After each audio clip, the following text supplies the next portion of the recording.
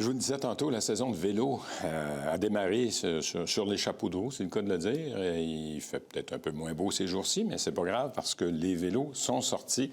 Il y a des enjeux aussi au niveau du vélo au Québec, dans la région de Montréal, sur la Rive-Sud. Pour en parler, qui de mieux placé que le président directeur général de Vélo Québec, Jean-François Roux, qui est avec nous. Bonjour, M. Roux. Bonjour, M. Laramie. Merci de l'invitation. Content d'être là. Bien, c'est gentil.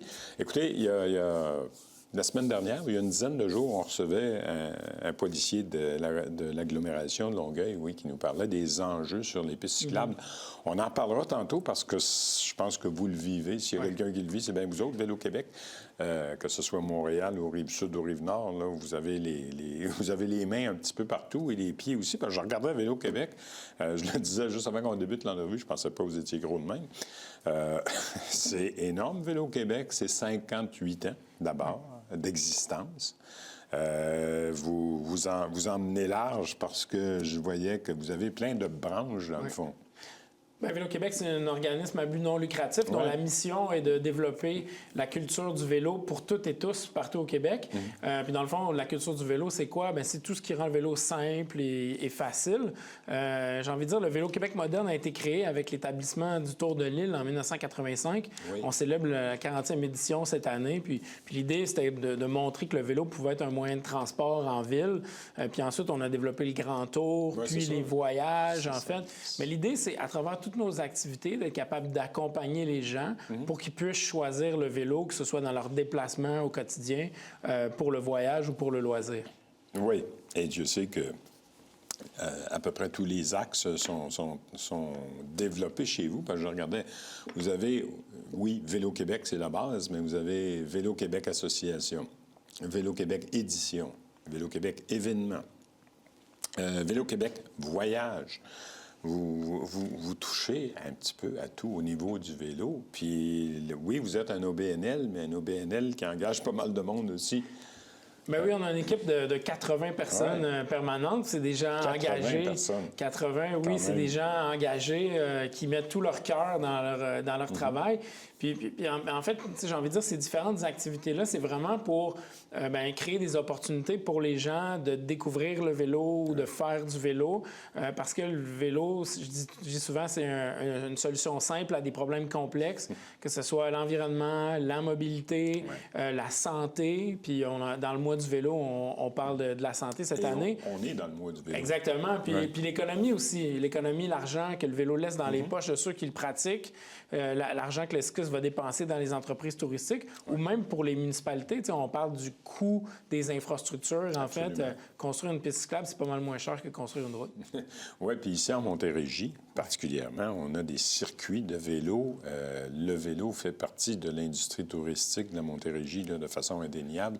Tourisme Montérégie a développé d'ailleurs des routes de vélo, des circuits de vélo. Il y a plein d'industries et de commerces qui s'associent à ça également. Oui, mais le leadership de Tourisme Montérégie, notamment avec le travail de Mario Leblanc puis d'Amélie Caron, est vraiment exemplaire. Il y a 1000 km de pistes cyclables en Montérégie. Puis en fait, c'est Mario Chamberlain qui travaille dans le vélo qui disait la Montérégie, c'est à distance de vélo de la moitié de la population du Québec. Il y a tous les gens de Montréal, il y a la Montérégie. Fait que c'est vraiment un levier intéressant pour le développement touristique. Puis d'ailleurs, dans le cadre du mois du vélo, Tourisme Montérégie a créé un groupe. Puis la Montérégie est dans le top 3 là, des organisations qui ont pédalé le plus de kilomètres. Oui, c'est vraiment lié à notre industrie économique et touristique en Montérégie. Cela dit, du côté peut-être plus montréalais, vous le dites, c'est le mois du vélo. Il y a un festival qui s'en vient en fin de semaine, je pense. Oui. Ben, le 25 mai, à partir du 25 mai. À partir du 25 mai, donc le festival Go Vélo. 25 mai, c'est le défi métropolitain. Cet événement-là, en plus, ça se passe en Montérégie. Là. Le départ, ça passe sur la Rive-Sud. Le départ, c'est à Brossard. Puis ensuite, on se dirige vers l'ouest. Là. On descend dans les terres, là, presque Saint-Jean-sur-Richelieu, Saint-Philippe-Gouin. Puis dans le fond, ça, c'est un défi plutôt sportif où les gens peuvent rouler entre 70 et 105 entre 70 et 130 km. Et la semaine suivante, ben, c'est le Tour la nuit, le vendredi 30 mai, et le Tour de l'île le dimanche 1er juin. Ça, le Tour de l'île, c'est la 40e édition, un événement qui est très populaire. Moi, j'ai grandi à Saint-Jean-sur-Richelieu, sur la Rive-Sud, puis je me rappelle mon premier Tour de l'île. C'était la première fois que je faisais du vélo à Montréal, première fois dans la grande ville.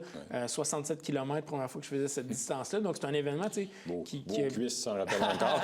C'était mes mollets, j'avais eu un coup de soleil. Il faisait beau dans le temps où il faisait beau. Et donc, en fait, c'est intéressant parce que pour les gens, c'est la possibilité de faire du vélo en sécurité puis de se dépasser. Ouais.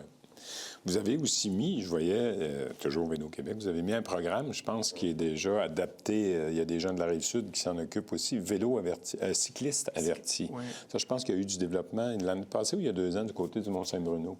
Exactement, oui. Ouais. Dans le fond, l'équipe du Mont-Saint-Bruno, en fait, a développé une expertise là, pour accompagner des écoles de la Rive-Sud. Dans le fond, le programme Cycliste averti, c'est un programme où on enseigne aux jeunes cyclistes, non pas à faire du vélo, parce que ça, c'est généralement géré, mais à rouler autour de leur école. Prudemment puis prudemment, exactement. On enseigne bien les règles. Puis c'est drôle, cette année, ma fille fait le programme qui est en 6e année, puis elle me dit « Papa, t'as pas fait ton signe et tout. » Donc en fait... Papa est délinquant. Délinquant. Mais en fait, on enseigne vraiment les bases et ça rassure aussi les parents parce qu'à la fin, les enfants reçoivent un diplôme, puis ça montre qu'ils sont capables de rouler en toute sécurité dans leur secteur. Assurément. Et parlant de sécurité, je voulais qu'on en vienne aussi à ça, parce que je vous le disais, il y a 2 semaines, on a reçu un policier de l'agglomération de Longueuil qui nous parlait des enjeux, puis vous devez évidemment en entendre parler et être interpellé là-dessus, sur la multitude et la multiplication des utilisateurs des pistes cyclables. Oui, il y a Montréal, où on sait qu'il y a beaucoup d'enjeux au niveau des pistes cyclables, puis il y a aussi eu une augmentation significative du nombre de kilomètres de pistes cyclables. Mais on regarde ici notre micro-milieu, les utilisateurs. Bon, il y a des gens sur la piste cyclable, il y a des marcheurs, il y a des marcheurs avec des chiens, il y a des cyclistes. Il y a évidemment des trottinettes électriques, des vélos électriques, des uniroues. Je le disais, puis il y a des fameux cyclistes de compétition. Est-ce que il y a une façon de démêler tout ça, puis de faire en sorte qu'il y ait une espèce d'harmonie, parce que c'est là que c'est difficile. Oui. Bien là, il y a plusieurs... vous dressez bien la liste des enjeux. Je vais y aller peut-être par étapes. Là. La première chose, c'est au niveau de la réglementation.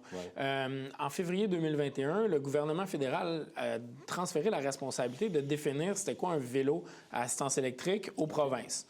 Donc, le ministère des Transports s'est un peu traîné les pieds. Aujourd'hui, on n'a toujours pas défini c'est quoi un vélo à assistance électrique. Donc, les fabricants... Faites-vous en pas, c'est pas juste là qui se traîne les pieds. Non, mais ça, je ne vais pas vous contredire, mais c'est pas moi qui l'ai dit. Et donc, tout ça pour dire que, en fait, la définition n'a pas été... est pas encore faite. Ce que le gouvernement a bien fait, c'est qu'ils ont défini les trottinettes, qu'est-ce qu'on voulait, et ils ont aussi défini l'an dernier ce qu'on voulait pas. Donc, j'ai envie de dire les scooters, un peu, là, qui sont pas du tout des vélos, mais qui avaient des pédales, puis qui rentraient au Canada sous le type de vélo. Fait que ça, on a défini ce qu'on voulait pas. Ça a quand même aidé, dans le sens que c'est des véhicules maintenant qui sont interdits. Donc, je sais qu'à Montréal, il y a eu environ 300 véhicules saisis, puis des constats d'infraction. Fait que ça, on en voit moins. Puis je sais que la police de l'agglomération de Longueuil a aussi travaillé là-dessus. Donc ça, c'est bien. Donc, au niveau de la réglementation, c'est pas encore parfait, mais ça s'est amélioré. Ensuite, il y a les comportements. Oui. Oui, monsieur. Dans le cas de la route au Québec, on a quelque chose qui s'appelle le principe de prudence. Le principe de prudence, c'est que le plus gros doit faire attention au plus petit. Oui. Donc, le camion doit faire attention à l'automobiliste au cycliste, puis le cycliste au piéton. Oui, c'est ça. Le cycliste aussi a des obligations. Ah, bien, complètement. Parce que, vous le savez, on voit des campagnes actuellement à la télé de sensibilisation pour, entre autres, faire attention aux cyclistes. Mais on n'en voit pas beaucoup des campagnes de sensibilisation pour que les cyclistes, se comportent bien sur les pistes et fassent attention eux aussi. En fait, c'est drôle que vous me posiez la question parce qu'au mois de juin, donc dans quelques semaines, nous, Vélo Québec, on va lancer une campagne bravo. Merci, de sensibilisation pour les cyclistes. Okay. Puis l'idée, c'est d'incarner le principe de prudence. Donc, si on a à côtoyer des piétons sur une piste multifonctionnelle, ce qu'on veut pas faire, c'est surprendre le piéton. Ben oui. Le piéton a le droit d'être là, on veut qu'il se sente en sécurité. Même chose aux arrêts d'autobus, même chose près des autobus scolaires. Aux intersections. Même chose sur les rues piétonnes. Parce que je pense que l'an passé, si je me souviens bien, les policiers de l'agglomération de Longueuil nous disaient qu'il y avait eu près de 200 accidents répertoriés, là, avec, entre autres, des cyclistes ou sur les pistes cyclables, là, en raison justement de la multiplication du type d'utilisateur. Oui. Ouais. Aux intersections, nous, ce qu'on va demander aux cyclistes, c'est de respecter la priorité piétonne. De faire leur arrêt. Oui. En fait, de respecter la priorité piétonne. S'il y a un piéton qui veut traverser, en fait, il y a la priorité. Comme les automobilistes devraient laisser la priorité aux piétons. Fait qu'en fait, j'ai envie de dire, c'est ça. Mais si on vient là, sur les grandes lignes, dans les comportements cyclistes, adapter sa vitesse à l'environnement, ce qui veut dire que si on s'entraîne en vélo, la piste cyclable, c'est peut-être pas le bon lieu. Et donc, les cyclistes se retrouvent dans la rue et ils ont le droit d'être là. Oui. Donc, les automobilistes, en fait, doivent comprendre que c'est plus leur place là que sur une piste cyclable. Parce que je vous donne l'exemple, puis il y en a une, vous connaissez sûrement, à Boucherville. Il y a une piste cyclable qui longe le fleuve Saint-Laurent. Magnifique. Mais mon Dieu, que la cohabitation est difficile parce qu'à un moment donné, on voit passer les fameux cyclistes là, avec leur habit patché, les cyclistes de compétition. Partout, la ville a affiché, installé des grosses affiches, pistes multifonctionnelles, 20 km maximum. C'est surtout pas respecté par ce genre de cyclistes-là aussi. Donc, ils devraient s'en aller dans la rue. Bien, effectivement, en fait. Donc là, cette cohabitation-là, lorsqu'il y a des automobilistes qui rencontrent des cyclistes, bien, l'important, c'est que les automobilistes leur laissent de l'espace. 1 mètre si c'est moins de 50 km/h, 1,50 m si c'est plus de 50 km/h. Mais tu sais, si je reviens au comportement des cyclistes, ne pas surprendre les piétons, adapter sa vitesse au contexte, c'est vraiment des clés. Ne pas surprendre. Ne pas surprendre. En Ontario, ils ont la clochette qui est obligatoire. Puis un beau petit son délicat, c'est très, très intéressant. C'est vrai. Puis peut-être qu'on verra cette clochette-là revenir au Québec. Qui sait? Peut-être, effectivement. Jean-François Roux, merci. Puis écoutez, bon été sur nos pistes cyclables. Puis je vais suivre votre campagne. Vous me dites que ça débute quand?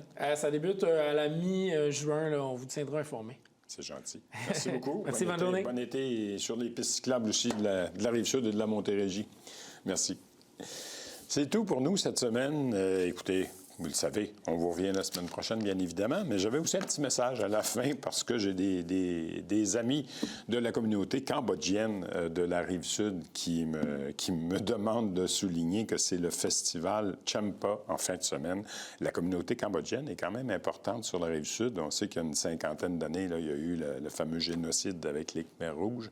Alors, il y a des événements tout le week-end. Ça commence vendredi, samedi et dimanche. Ça se passe du côté de la Place des Arts à Montréal. Il y a un spectacle, il y a même un concert qui va être présenté. Et il y a plusieurs milliers de Cambodgiens qui se sont installés, qui ont choisi la Rive-Sud comme lieu de résidence. Alors, si ça vous tente de voir ça, allez sur le site de la Place des Arts. Vous allez avoir tous les détails sur les festivités, sur les possibilités d'y participer aussi.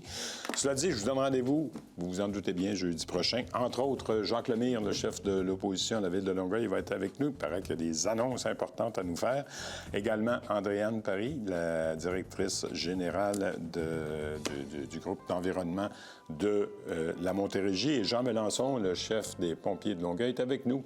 Bonne semaine à tous et à jeudi.